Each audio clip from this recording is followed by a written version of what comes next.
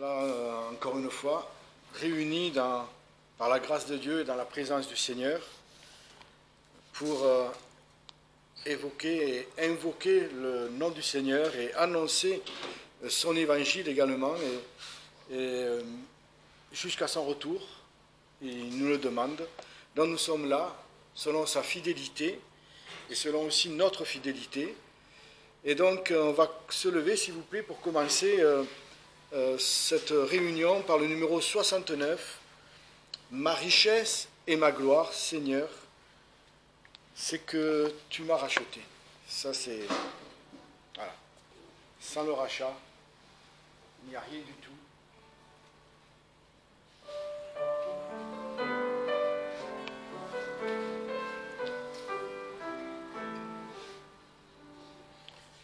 Ma richesse, ma gloire et ma félicité. Oh Jésus, c'est de croire que tu m'as racheté. Rempli de confiance en toi, divin Sauveur, je vis dans l'espérance et je marche sans peur. Rien n'ôte les souillures, rien ne guérit le cœur, sinon les meurtrissures et le sang du Sauveur. Oui, Jésus seul nous lave de toute iniquité et procure à l'esclave l'heureuse liberté. Oh, que toute la terre apporte à ce Sauveur ses péchés, sa misère, il fait grâce aux pécheurs. Son amour insondable lui fit quitter le ciel pour donner aux coupables un salut éternel. Amen. Prions le Seigneur. Oh oui, Seigneur, quelle chose merveilleuse, Seigneur, tu es venu pour nous, tu es venu pour nous sauver, tu es venu pour nous donner la vie éternelle, et si tu n'étais pas venu, Seigneur, eh bien personne n'aurait pu être sauvé. Nous serions tous condamnés devant le Père, et nous serions tous destinés aux flammes éternelles et à la mort éternelle. Mais tu es venu pour nous, Seigneur, pour racheter tes brebis, pour payer pour nos péchés. Et nous avons cette assurance en toi, c'est que parce que tu as payé, Seigneur, nous sommes absous de toute iniquité devant le Père. Et nous savons qu'un jour, Seigneur, nous serons devant lui et que, voilà, nous pourrons paraître. Maintenant, dès maintenant, nous pouvons paraître devant sa face. Mais alors, Seigneur, lorsque tu viendras nous chercher, nous paraîtrons devant lui, saints et purs, sans iniquité. Et ça, c'est notre assurance, notre certitude, parce que tu es venu payer le prix. Merci, Seigneur, aussi, parce que non seulement tu as payé, mais tu nous as sanctifiés pour marcher dans la lumière, comme toi tu es lumière, pour accomplir aussi tes œuvres et être en communion avec toi. Ça aussi, Seigneur, c'est pour nous une richesse et un sujet de gloire que de te connaître, car tu te révèles, Seigneur, à tes enfants. Et merci, Seigneur, aussi pour ton Église. Merci, Seigneur, pour ta présence continuelle au milieu de nous, selon ta promesse. Et merci parce que en toi, tout est possible. Parce que nous croyons au Dieu souverain, au Dieu tout-puissant, créateur du ciel et de la terre, et qui règne de toute éternité. Alors, nous voulons te bénir, nous voulons te magnifier, et nous te demandons de conduire et de bénir ces instants dans ta présence. Amen. Vous pouvez vous asseoir, si vous... On va continuer dans la louange avec le numéro 36.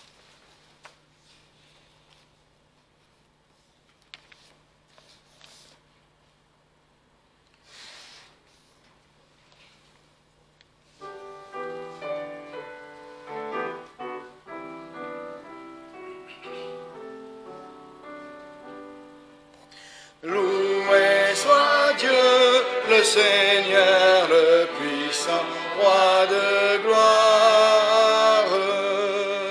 Mon âme, il faut l'acclamer par un chant de victoire. Réveille-toi, viens au-devant de ton roi pour célébrer sa mémoire. Loué soit Dieu, le Créateur, le souverain maître. À tous il donne le mouvement, la vie et l'être. Tout ce qu'il fait est agréable et parfait. Ah, sache le reconnaître. Loué soit Dieu, sa bonté chaque jour se révèle. Il t'a donné la santé, t'a gardé sous son aile. Ses tendres soins pourvoient à tous tes besoins. Vois combien il est fidèle. Loué soit Dieu, que les anges lui rendent hommage. Que sa louange sur terre en tout lieu se propage. Car unissant, tout en moi chante son nom. Alléluia, d'âge en âge. Amen. Gloire à Dieu dans les cieux et sur la terre. Et ce matin, donc, nous allons lire un passage et le sujet, ça sera donc l'adoration. Et on va lire ce passage en Jean chapitre 4, à partir du verset 21. 1, pardon. Le Seigneur ayant donc appris que les pharisiens avaient entendu dire qu'il faisait baptiser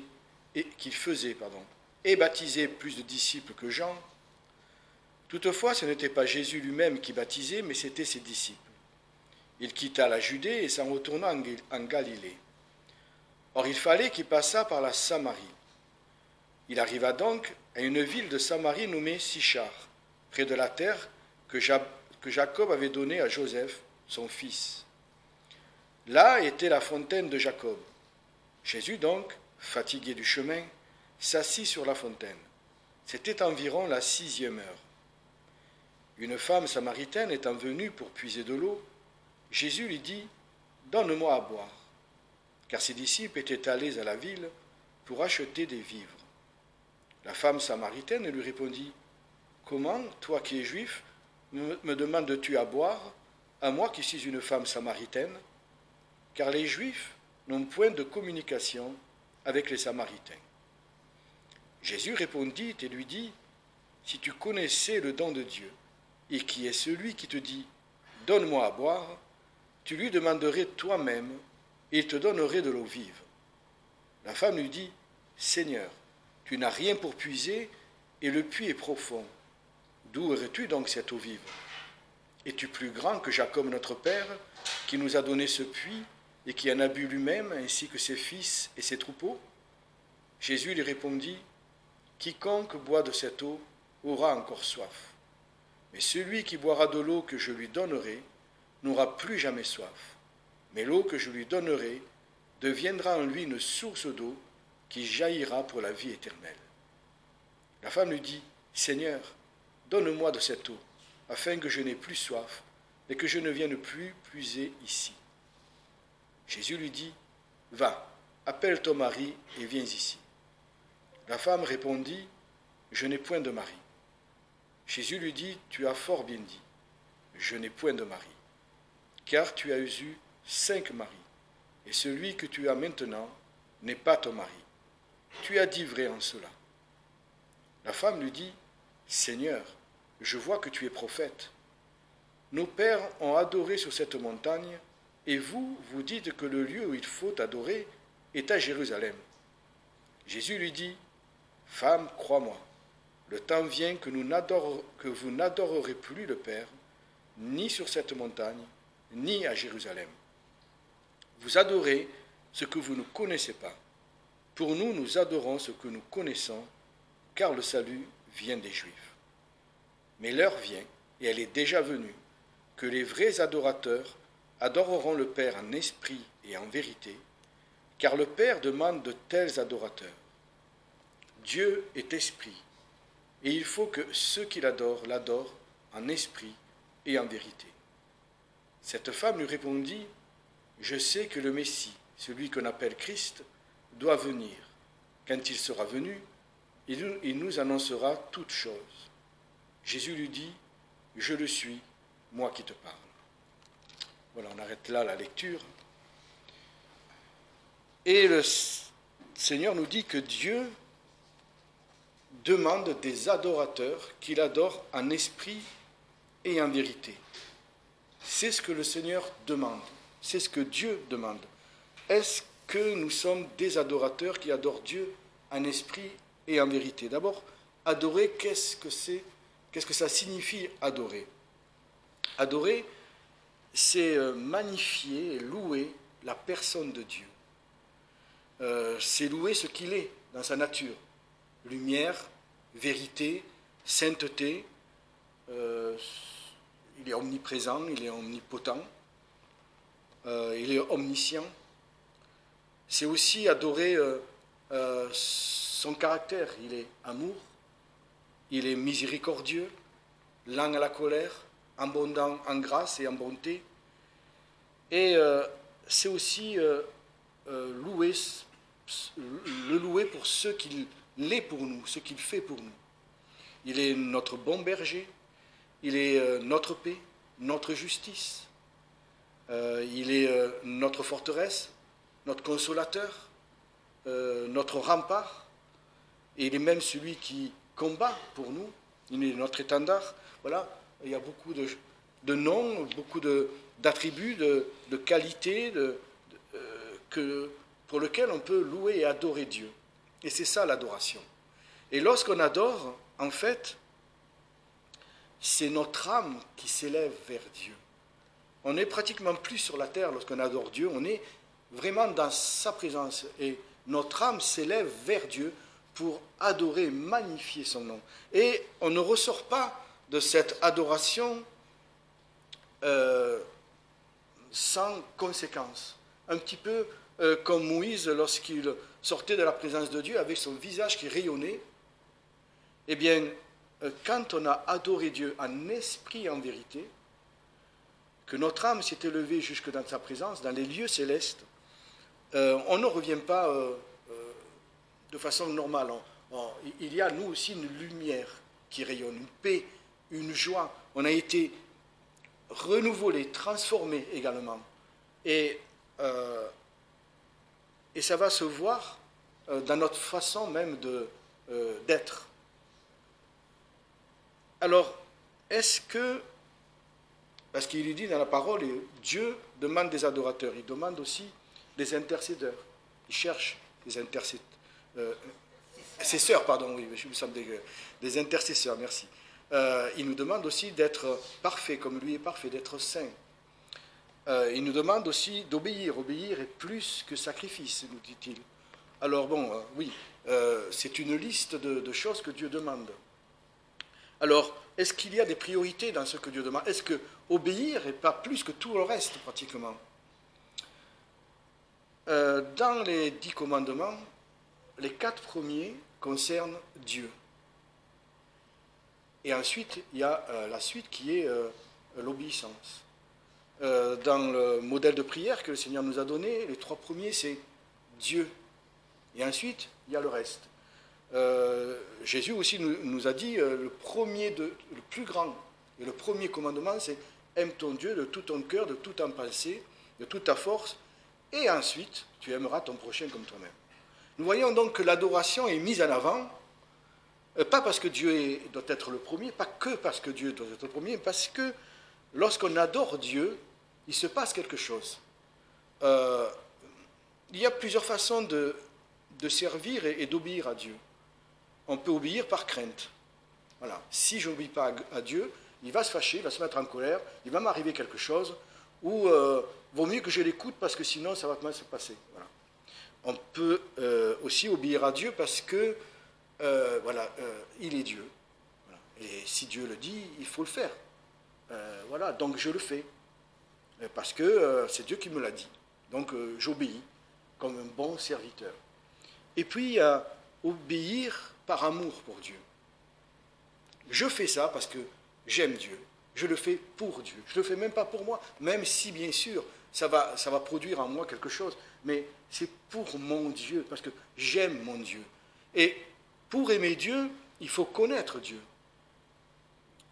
Et comment mieux connaître Dieu que lorsqu'on invoque son nom, lorsqu'on magnifie son nom, lorsqu'on est dans sa présence et que tout ce qu'on a dit, tout ce qu'on est venu invoquer reflète notre âme pour nous renouveler, nous transformer. Et finalement, ensuite, on va obéir, mais de tout notre cœur, de bon cœur, sans penser, il vaut mieux. Non, tout simplement, je me réjouis de servir, je me réjouis d'obéir à Dieu, parce qu'il est Dieu, parce qu'il est amour, parce qu'il m'a aimé. Alors moi, à mon tour, je veux l'aimer. Et ça, c'est bien sûr que Dieu va approuver celui qui obéit par crainte. Bien, il obéit, ou parce qu'il faut obéir. Mais il va surtout aimer. Et c'est pour ça qu'il dit, je cherche des adorateurs, je veux des adorateurs. Il va surtout aimer ceux qui lui obéissent par amour. Et ça va beaucoup influencer, évidemment, l'adoration, beaucoup influencer notre caractère, notre comportement, notre marche, et même notre foi. Parce que quand on sait qui on sert, quand on sait qui on aime et avec qui on marche, ce Dieu magnifique, merveilleux, qu'on magnifie régulièrement, eh bien, oui, notre foi est affermie par ses noms, par ses attributs. Et donc, oui, il est bon d'adorer Dieu pour lui, mais aussi pour nous. Et vraiment, l'adoration transforme une personne. Peut-être, certainement,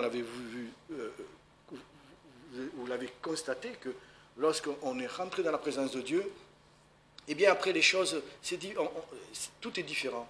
Nous sommes différents. Voilà. Nous regardons les choses différemment et nous marchons différemment. Il y a la paix et la joie dans le cœur, même dans les difficultés. Donc voilà, c'est pour ça que Jésus met à l'avant énormément Dieu le premier. Dieu le premier. C'est pas seulement parce qu'il a la première place, qu'il est digne de la première place. C'est parce que si nous adorons Dieu, alors vraiment nous serons transformés par sa présence, par sa personne. Et c'est ce que Dieu demande. Il nous demande d'être des adorateurs en esprit et en vérité. En vérité, en esprit et en vérité, évidemment, il ne s'agit pas de réciter une liste de noms, c'est en vérité, c'est sincère et c'est vrai. Sinon, ça n'apporte rien du tout. Voilà, on va reprendre nos chants avec le numéro 37.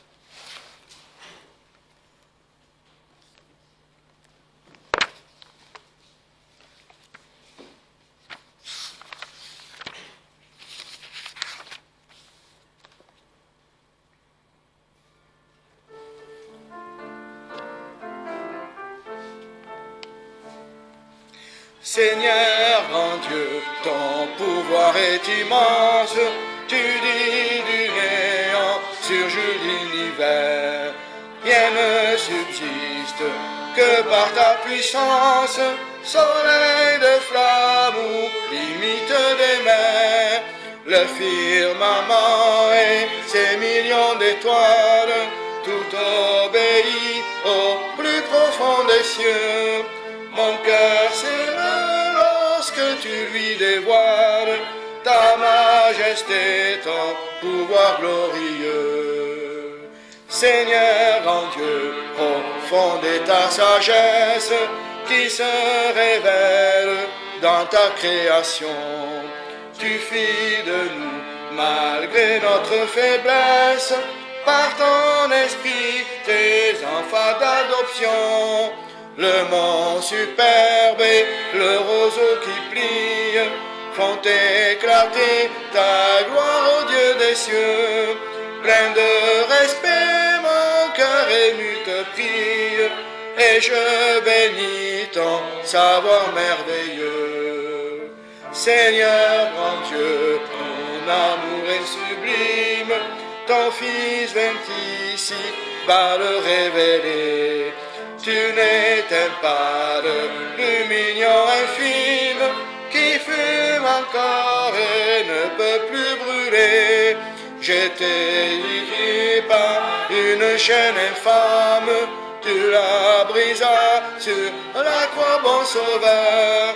Pleurant d'amour, j'adore et je proclame ton sacrifice, immense au Rédempteur.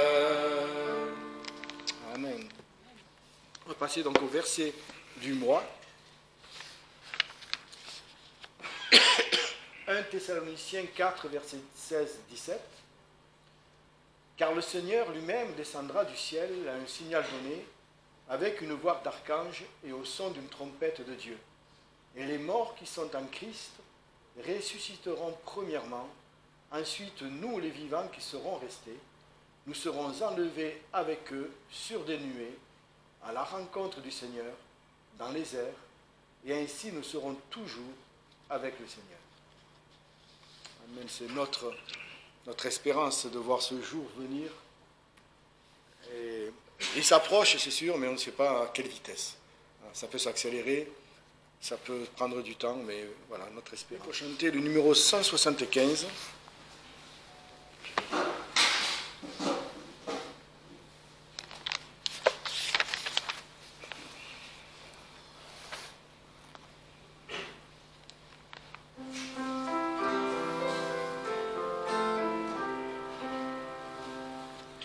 Esprit de Dieu, tout au fond de mon cœur, fais resplendir la gloire du Seigneur. Et là pour lui qu'un chemin soit frayé, que tout obstacle en moi soit balayé. Au calvaire, que dans mon âme tu ravives ta sainte flamme. Le Christ revient, les prophètes l'ont dit. Prépare-toi, c'est peut-être aujourd'hui.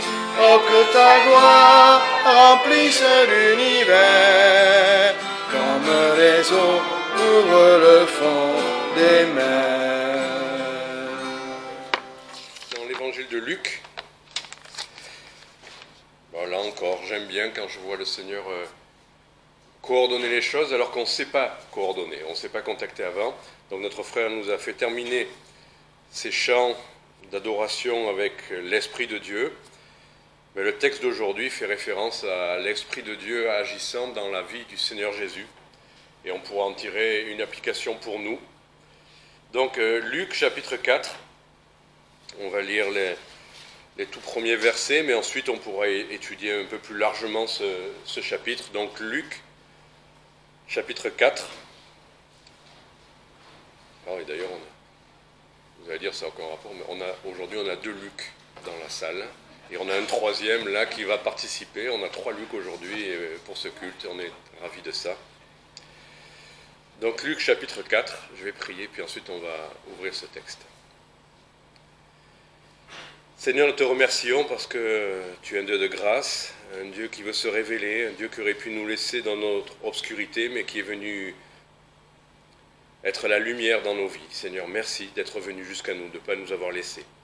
Merci de nous montrer aujourd'hui en tant que chrétiens comment faire pour vivre de manière honorable, pouvoir t'adorer, pouvoir te servir, pouvoir t'aimer comme tu en es digne, et ne pas nous éloigner de la source de toute lumière, de Jésus-Christ lui-même. Seigneur, montre-nous dans ce texte comment on peut marcher pour toi, mais qu'on ne perde pas de vue que tu es celui qui nous permet de marcher, en Jésus-Christ. Amen. Voilà, chapitre 4, donc verset 1. Jésus, rempli du Saint-Esprit, revint du Jourdain et fut conduit par l'Esprit dans le désert, où il fut tenté par le diable pendant 40 jours, et il ne mangea rien durant ces jours-là. Mais après qu'ils furent passés, il eut faim. Et donc après cet épisode de la tentation, on va lire au verset 14, verset 14 du même chapitre. Et Jésus s'en retourna en Galilée par le mouvement de l'Esprit, et sa réputation courut par tout le pays d'alentour, car il enseignait dans leur synagogue, et il était honoré de tout le monde. Et Jésus vint à Nazareth, où il avait été élevé, et il entra, selon sa coutume, le jour du sabbat dans la synagogue, et il se leva pour lire.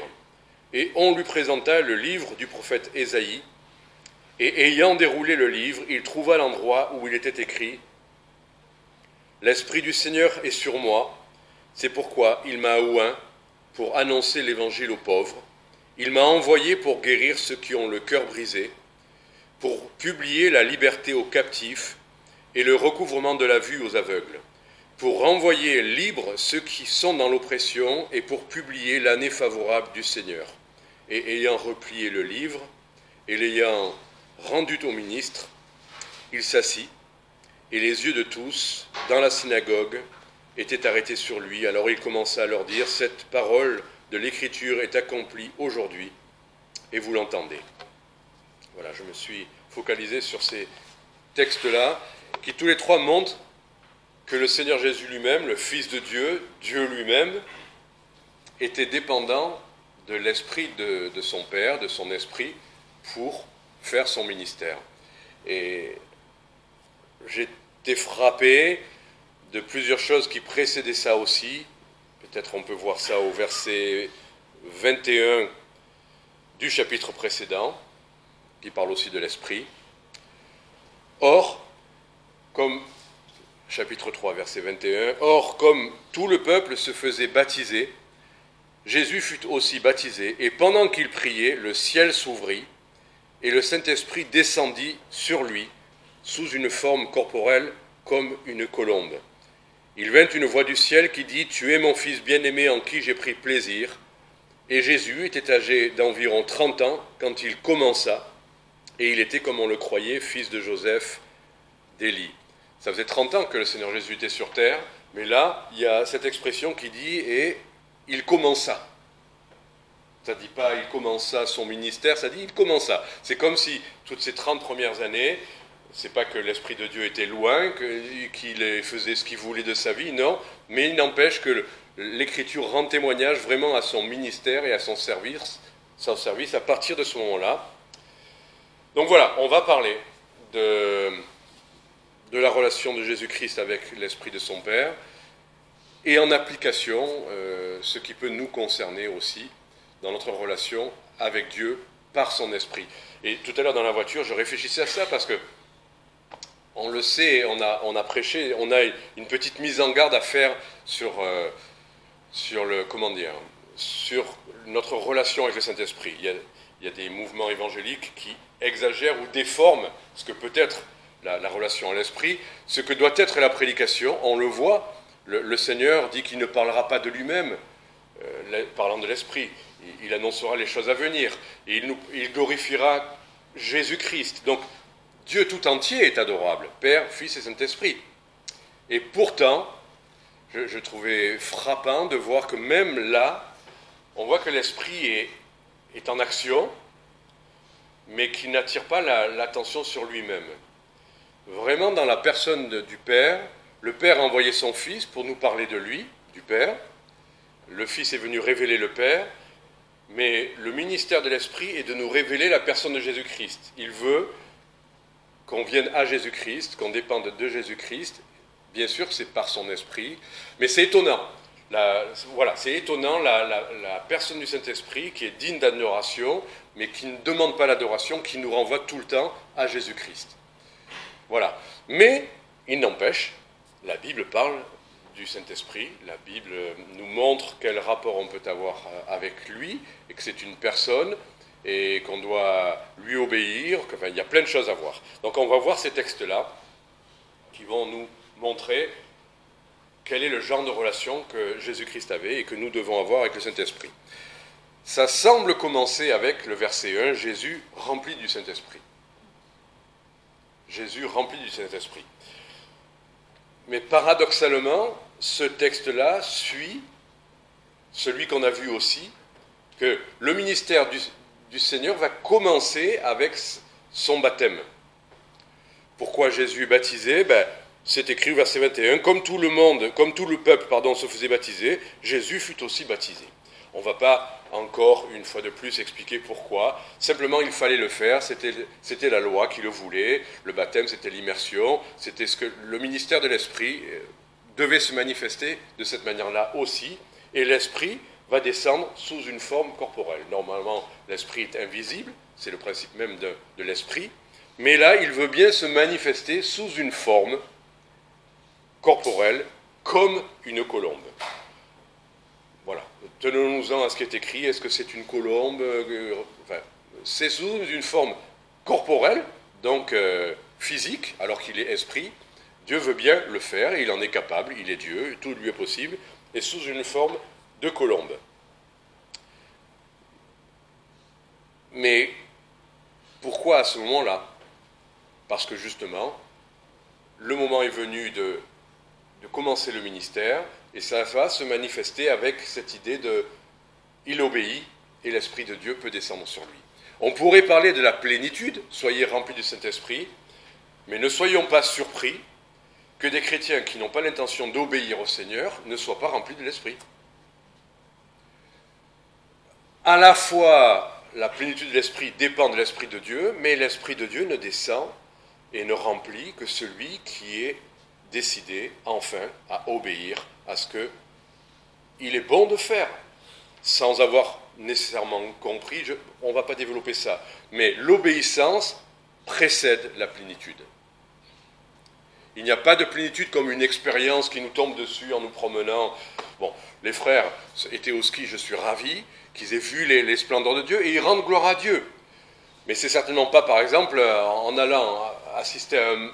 Excusez, je ne sais pas une attaque, mais en allant assister à l'OM, que d'un coup, on va être rempli. On va avoir une émotion forte quand l'équipe va rentrer et quand 60 000 personnes se mettent à brailler.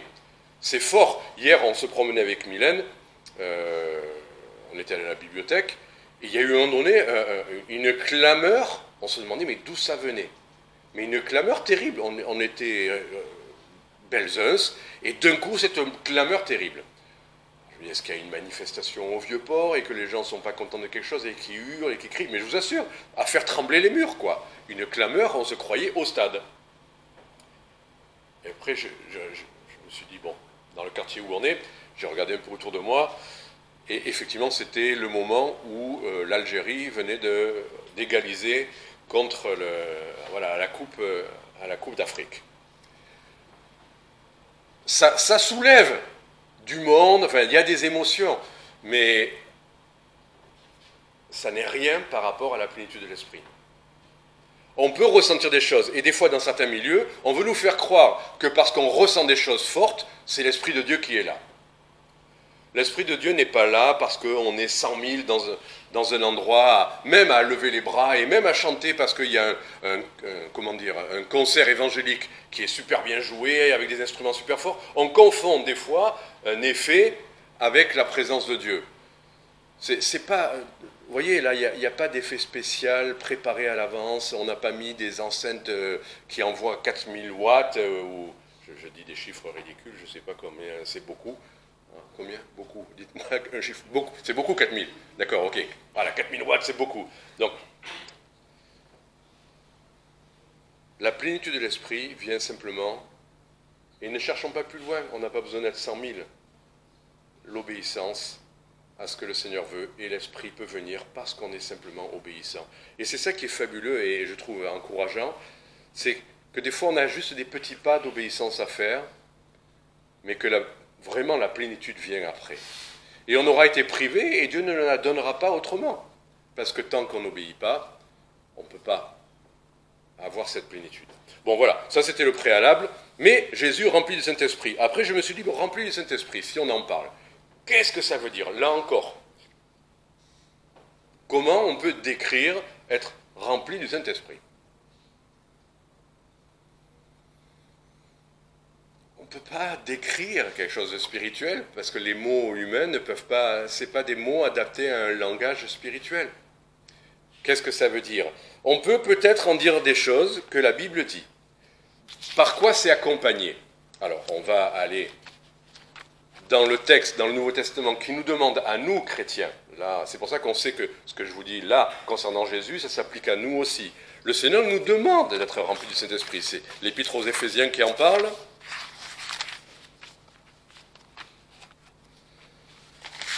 Éphésiens, chapitre 5, verset 18. Ou même on peut commencer au verset 17, allez. C'est pourquoi ne soyez pas sans prudence ou sans sagesse, voilà, ne soyez pas insensés, mais comprenez quelle est la volonté du Seigneur. Donc on voit qu'il est question là d'être dans la volonté du Seigneur. Ne vous enivrez point de vin qui mène au dérèglement, mais soyez remplis de l'esprit. Le mais, certaines traductions l'accentuent, soyez au contraire remplis de l'esprit.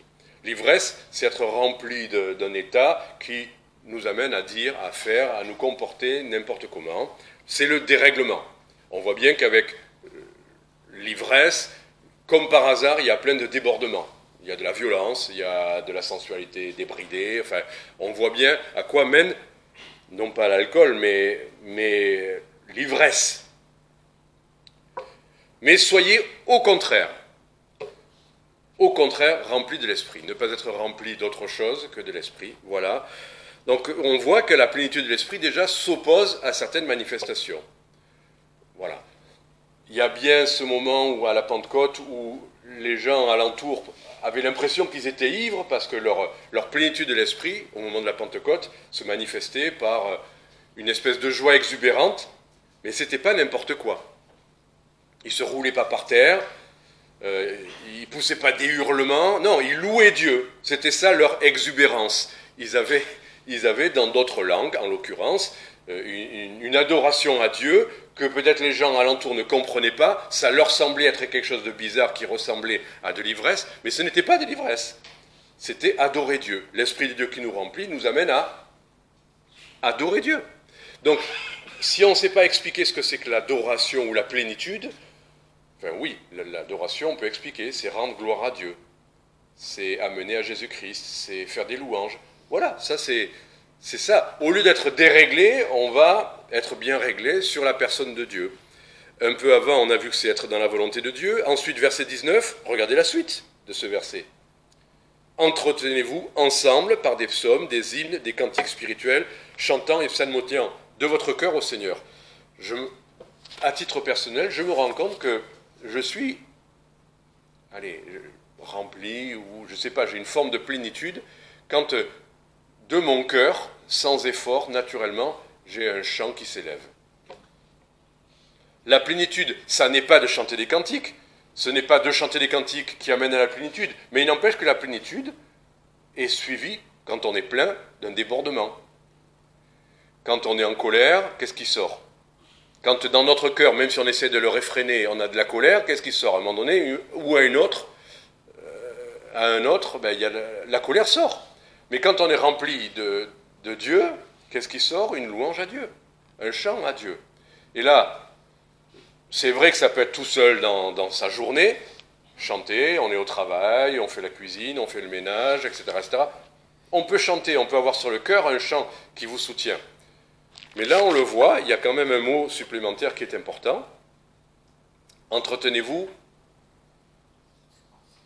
ensemble. Ensemble. La plénitude de l'esprit, normalement, nous amène à nous rapprocher des frères et des sœurs et pas de nous en éloigner. Et justement, le cantique, c'est quelque chose ensemble. Adorer, c'est ensemble. Bien sûr, on l'adore, on ne peut pas être toujours ensemble. On ne peut pas passer nos journées ensemble. On a un travail, on a une famille, on a l'éloignement géographique. Mais il n'empêche que quand vraiment on est rempli de l'esprit, on aime la présence des frères et des sœurs. Ce n'est pas quelque chose d'insupportable, au contraire, c'est quelque chose de, je trouve, d'attractif. Parce que, bon, chanter tout seul, si on a une belle voix, et pourquoi pas, mais c'est tellement mieux de chanter ensemble. C'est tellement plus porteur, c'est tellement plus puissant, c'est tellement plus... Ça élève nos âmes, et les gens de l'extérieur le voient bien. Quand on chante, alors on n'a pas tous la même voix, pas tous des capacités musicales, mais il n'empêche, quand on est un groupe, un ensemble à chanter, c'est quelque chose. Et justement, je vous parlais tout à l'heure des concerts ou dans le monde, mais quand dans les concerts, les gens se mettent à chanter ensemble, il y a quelque chose de particulier. Et les chanteurs aiment bien ce moment-là, quand d'un coup, c'est l'assemblée qui se met à chanter. Ben alors écoutez, ne nous privons pas de ça. Et ne prenons pas ces moments de chant comme, oh bon, ça y est, là c'est le moment des cantiques, on fait le cantique et on termine. Mais profitez-en pour vous remplir du texte. Ce n'est pas obligatoirement l'interprétation qui doit vous porter, c'est le texte. Moi je suis frappé, j'ai vu ça encore à la réunion de vendredi, le moment où on a chanté « C'est un rempart que notre Dieu ». C'était tout simple, mais les paroles étaient puissantes. C'est les paroles qui doivent nous élever, ce n'est pas le volume sonore. C'est même pas le fait qu'on est tous super ensemble à chanter, c'est les paroles qui doivent nous élever. Et effectivement, si on est attentif aux paroles, on sera plus à même d'adorer le Seigneur. Et n'attendons pas qu'on soit 150 pour adorer le Seigneur. Non, on peut être 2 ou 3. Si 2 ou 3 sont assemblés en mon nom, je suis au milieu d'eux. Voilà, donc on peut louer et adorer le Seigneur comme ça. Donc voilà le premier plan, le premier point, Jésus rempli du Saint-Esprit, la plénitude du Saint-Esprit. Elle vient de l'obéissance, elle suit l'obéissance, et elle est accompagnée d'abord d'une séparation du péché, d'une séparation de tout ce qui est dérèglement, et suivie d'une abondance de louanges, d'actions de grâce, de chants et de vie communautaire. Et de vie communautaire. C'est ça qui doit manifester dans la plénitude du Saint-Esprit. Deuxième chose, Jésus rempli du Saint-Esprit, donc ça semble être le préalable au reste, fut conduit par l'Esprit. Alors je ne vais pas développer cette idée, c'est ce qu'on a fait la semaine dernière. Il me conduit. Il me conduit. Je ne vais pas redire ce qu'on a vu la semaine dernière, mais être conduit par l'Esprit, c'est le sceau que nous apportons bien au Seigneur. Il n'y a pas de vrai chrétien qui puisse dire « je ne sais pas ce que l'Esprit veut pour moi, il ne me montre rien, je ne sais pas où je dois aller, je ne sais pas ce que je dois faire ». Non, si on a l'Esprit de Dieu, il est là justement pour nous montrer, pour nous conduire. La relation avec l'Esprit de Dieu passe par le fait d'être conduit. Alors, conduit, il y a 2 manières d'être conduit. Il nous parle, et Dieu a décidé qu'il nous parlait par l'Écriture. Voilà, tout simplement, le meilleur moyen et le plus sûr d'être conduit, c'est par l'Écriture. Et j'ai eu un petit épisode intéressant là, hier, dans ma lecture. J'étais en train de lire des psaumes, et puis j'avais l'impression de tomber à chaque fois sur des choses qui en quelque sorte, qui me corrigeaient. Plutôt sévères. Alors, je dis, bon, d'accord, Seigneur, tu as quelque chose à me dire, 1 verset, 2 versets, 3 versets. Alors là, j'étais complètement remué, je me dis que bon, je sais bien que je ne suis pas comme il faut, mais j'avais l'impression d'essayer de marcher avec toi, Seigneur. Si ça ne va pas, je suis prêt à écouter ce que tu as à me dire. Mais ça me troublait. Enfin, je lisais et ça me troublait. Et j'ai dit, bon, Seigneur, je ne vais pas fuir ce passage pour dire, non, montre-moi plutôt des choses qui me plaisent. Je ne vais pas non plus me convaincre que tu es en train de me gronder, je veux être sûr que c'est toi. Et en fait, j'ai relu le texte.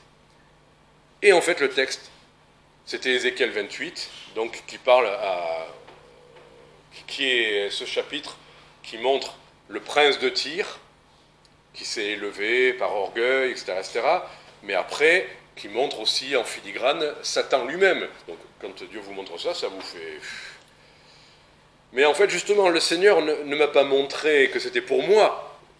Il m'a paradoxalement montré, justement, c'est pour le prince de Tyr.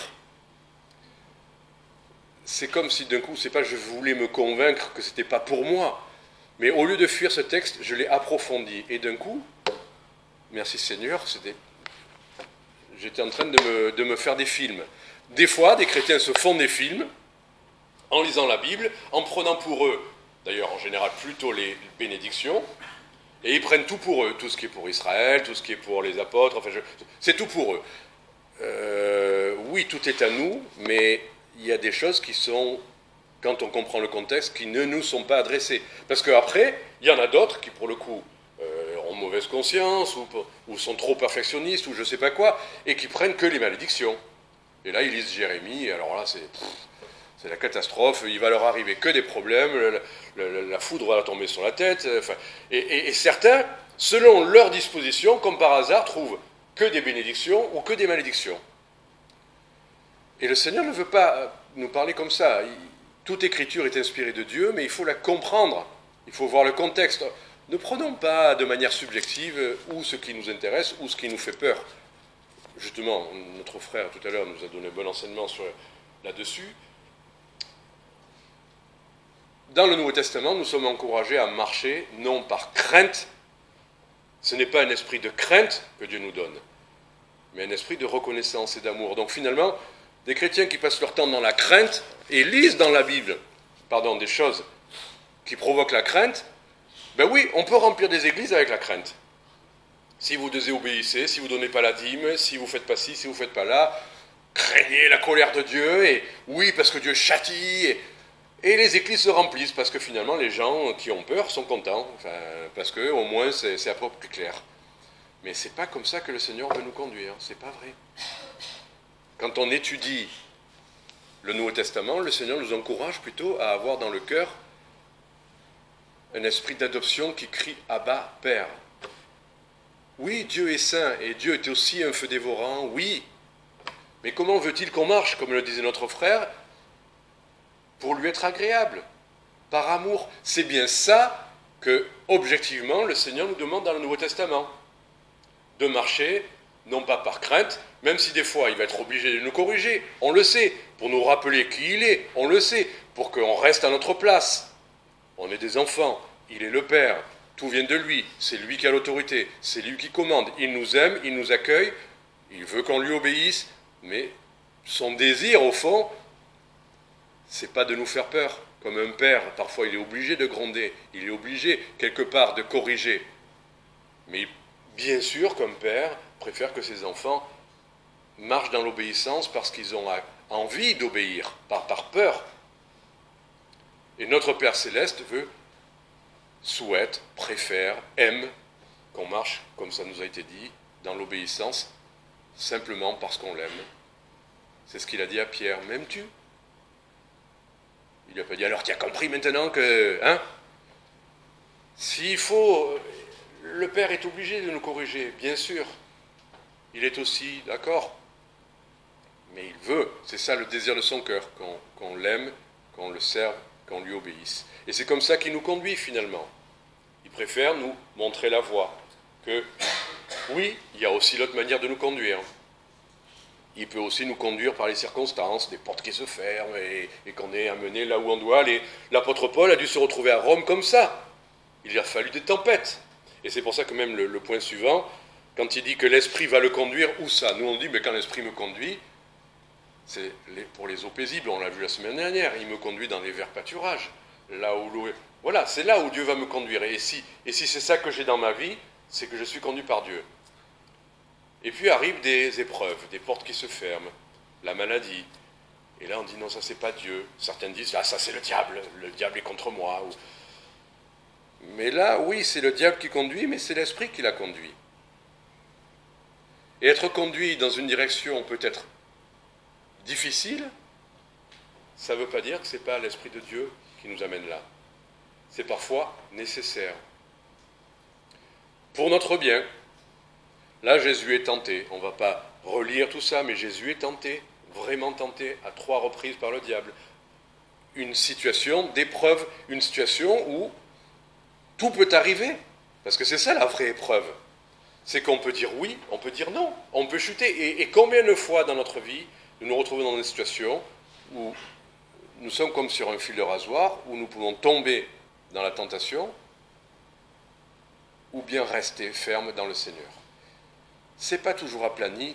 Nous nous retrouverons souvent dans des situations où il nous faut choisir, et ça ne dépend que de « Seigneur, je choisis plutôt de t'obéir que de chuter ».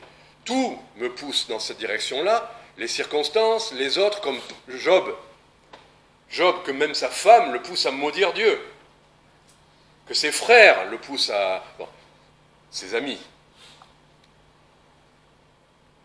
Mais Job, dans son cœur, a dit, bon, je sais que mon Rédempteur est vivant.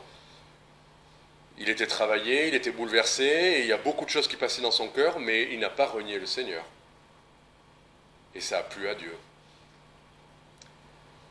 Donc, être tenté, être dans l'épreuve, avoir la possibilité de dire oui ou non, ben, ça peut nous arriver, et c'est peut-être l'Esprit qui nous a amenés là parce que c'est nécessaire. Peut-être pour renforcer notre résolution. Peut-être. Pourquoi Dieu le fait? Dieu le sait pourquoi. Mais finalement, on l'a vu, après avoir été conduit, après la tentation, regardez verset 13, et le diable, ayant achevé toute la tentation, se retira de lui pour un temps. C'est intéressant, parce que finalement, être conduit, le Seigneur nous le demande parfois, il nous dit, résistez au diable, et il fuira loin de vous. Nous, on dirait, Seigneur, éloigne-le de moi, mais le Seigneur ne nous laissera pas tant que nous n'aurons pas eu la victoire sur la tentation. Nous, on dirait, non, fais que ça soit plus facile. Et Dieu dira, j'attends. Mais si on résiste au diable et à la tentation et à nos mauvaises inclinaisons, ensuite, il y a un moment donné où ça s'arrête. Et le diable, ayant achevé toute la tentation, se retira. Le diable a une réserve. Si vous voyez un jeu vidéo, moi je sais que je n'ai pas fait ça, mais j'ai vu comment ça fonctionne. Des fois, vous devez vous combattre les méchants et vous avez une réserve de munitions. Mais l'ennemi aussi a une réserve limitée. Et le diable a une réserve limitée de tentation. Là, ayant achevé toute la tentation, voilà, il s'arrête. Et donc, que ça nous encourage aussi de savoir que quand vient la tentation, vient l'épreuve, nous, le Seigneur nous demande de résister et Dieu ne permettra pas lui-même que la tentation aille au-delà de nos forces. Rappelons-nous ça. Donc après ça, c'est la suite et c'est la conclusion. Finalement, la plénitude de l'Esprit, être conduit par l'Esprit. Et qu'est-ce qui se passe après? On l'a vu. Verset 14, Jésus s'en retourne en Galilée par le mouvement de l'Esprit. Voilà, Dieu va conduire par le mouvement de l'Esprit. Je ne sais pas comment le traduire, enfin, les circonstances ou à nouveau, selon les traductions, voilà. Mais par l'Esprit de Dieu, à nouveau, il est conduit. Et là, c'est pas pour l'épreuve, l'épreuve est terminée. Et là, sa réputation va courir dans tout le pays d'alentour. Il se passe quelque chose.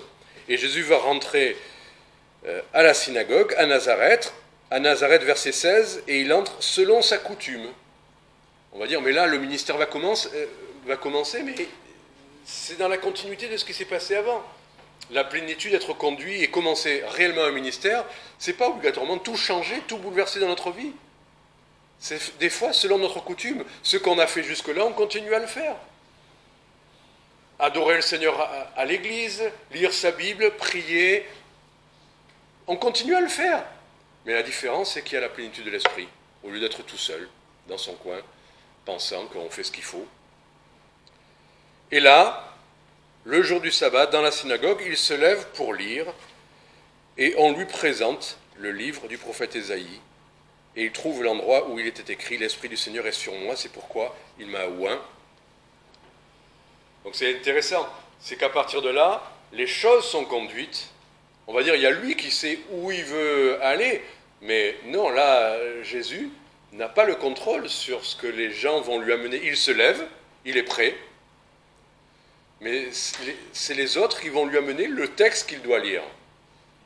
Là, le contrôle est entre les mains de son Père. C'est par l'Esprit de Dieu que ces choses se font. Je prends le petit exemple de la chorale où je vais. Ça fait près de 2 ans qu'on prie pour avoir une occasion franche, venue du Seigneur, pour pouvoir annoncer l'évangile, pour partager l'évangile. Il y a eu des circonstances, plein de circonstances, mais là, lundi, c'est le Seigneur lui-même qui a fait les choses.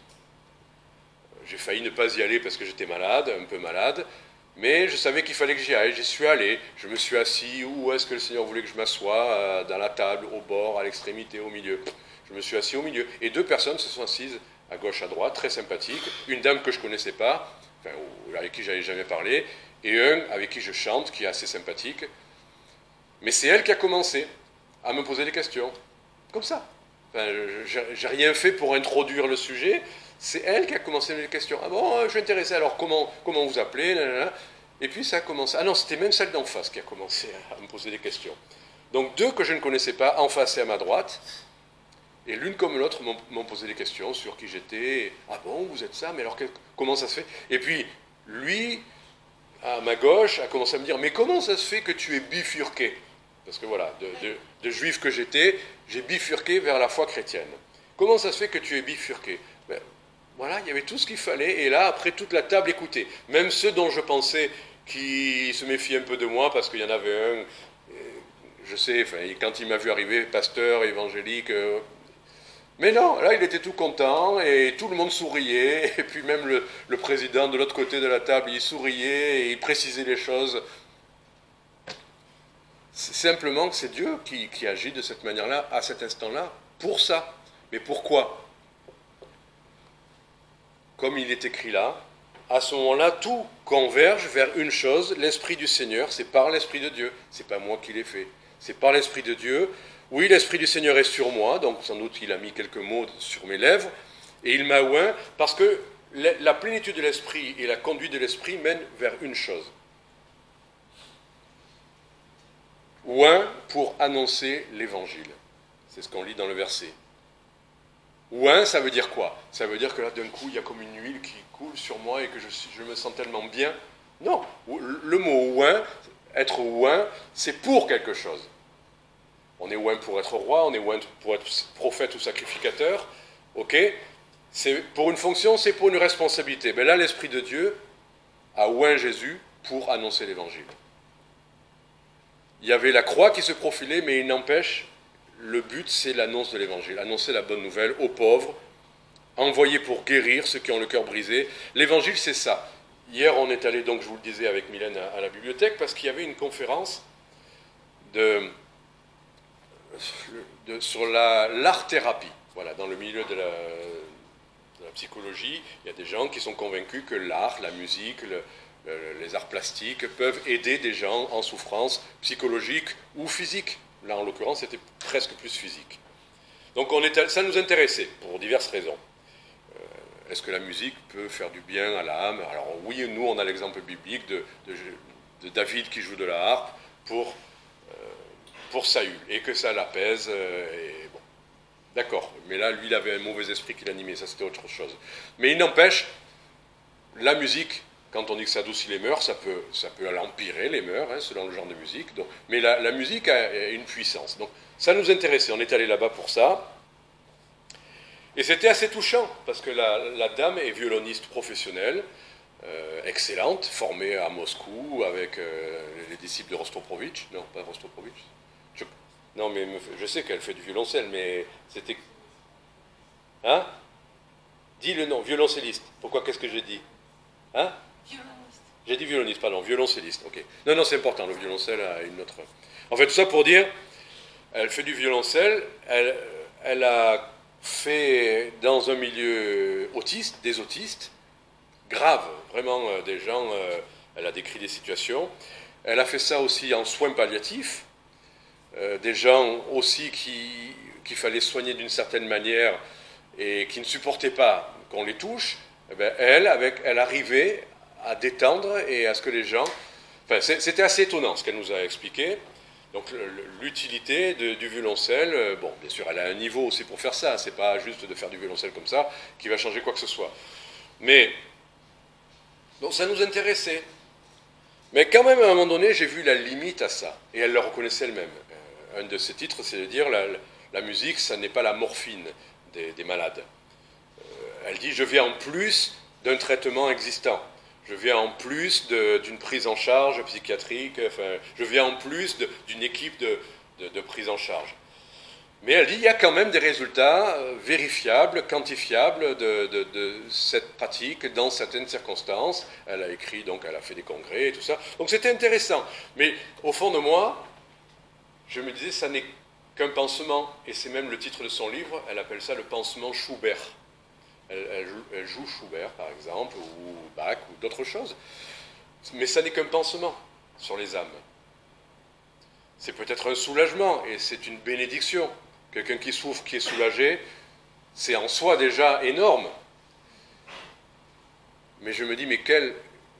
Alors ça nous donne envie de dire, ah mais on va les mettre en relation avec le conservatoire, parce que là il y a plein de jeunes, il faudrait qu'ils fassent ça. Faire du bien et soulager des gens en milieu de soins palliatifs, c'est déjà extraordinaire. Des gens qui sont coupés, enfin, comme les autistes du monde ambiant et qui peuvent arriver après à communiquer et à revenir dans leur famille, c'est extraordinaire. Mais jamais elle n'ose employer le mot de guérison. C'est un soulagement. Ça peut être un baume. Mais ce n'est pas une guérison. Et je trouve extraordinaire de savoir que l'Évangile annoncé, là on a à peu près toutes les circonstances, aux pauvres, à ceux qui ont le cœur brisé, à ceux qui sont captifs, là on pourrait parler des addictions, captifs du péché, captifs de leurs mauvaises inclinaisons, captifs de leur caractère, captifs de leur, on va dire, de leur héritage familial. D'accord.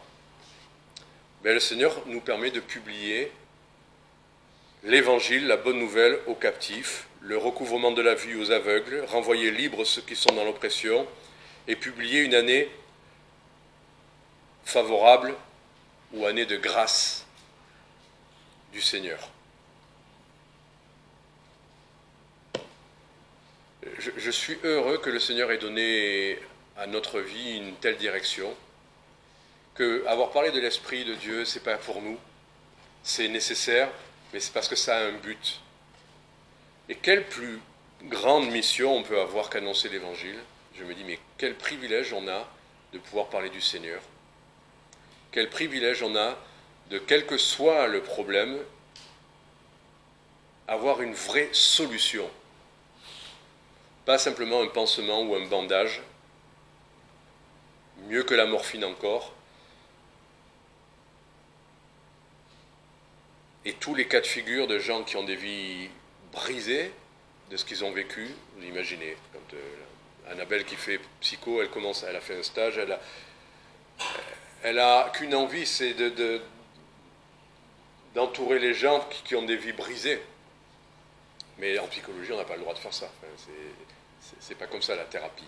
Mais il n'empêche, le Seigneur, lui, peut faire tout ça. Il peut tout apporter, il peut guérir, il peut libérer. Donc puissions-nous vivre avec le Seigneur,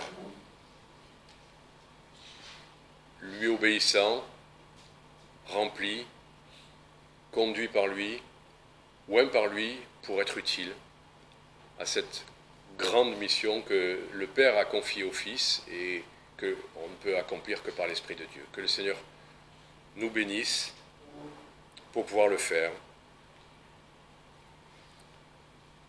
Il suffit de faire notre petit pas d'obéissance et le Seigneur fera les grandes choses. Et je termine avec une illustration qui m'est venue cette semaine, mais je me disais, bon, alors est-ce que c'est nous ou est-ce que c'est Dieu qui fait tout? Est-ce que c'est les deux? Ben, c'est les deux. Et je pensais à l'idée de la vague des surfeurs. Je me dis, oh là là, ils nous amènent dans le sport. Mais parce que c'est quand même une image. Qu'est-ce qui fait qu'on fait du surf? C'est parce qu'on est super fort avec des super bras? Il vous faut une vague. Les surfeurs attendent la vague. Et là, il y a une puissance phénoménale dans une vague. C'est ça, c'est la vague qui va nous porter. C'est la vague qui fait tout. Et vous avez des fois des vagues de... Mais il faut quand même faire notre petite part, c'est-à-dire se lever et s'adapter à la vague quand même. La vague ne va pas automatiquement nous emmener. Il faut rester debout et rester dans l'obéissance pour que cette vague, qui est la puissance, eh bien, nous amène là où on doit aller. C'est une illustration, mais je pense qu'on a notre petite part à faire, rentrer dans les œuvres que Dieu a préparées d'avance, rester dans l'obéissance, rester debout, résister au diable. Et la vague est là, parce que le Seigneur est là. Que le Seigneur vous bénisse.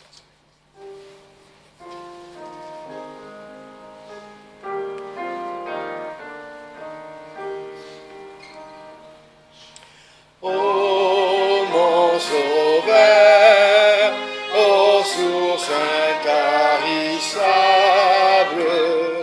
de tout vrai bien, de douceur, de bonté,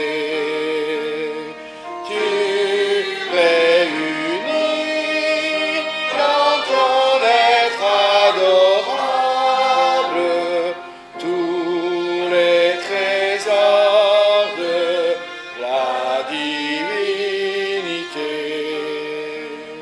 Seigneur Jésus, sois à jamais ma gloire, sois mon amour, ma joie et ma douceur, sois mon rempart, ma force, ma victoire, ma paix, mon bien, ma vie et mon bonheur.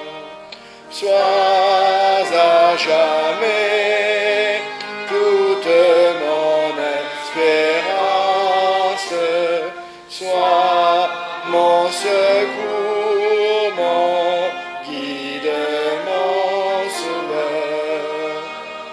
Sois mon trésor, ma fin, ma récompense, mon seul partage et le tout de mon cœur.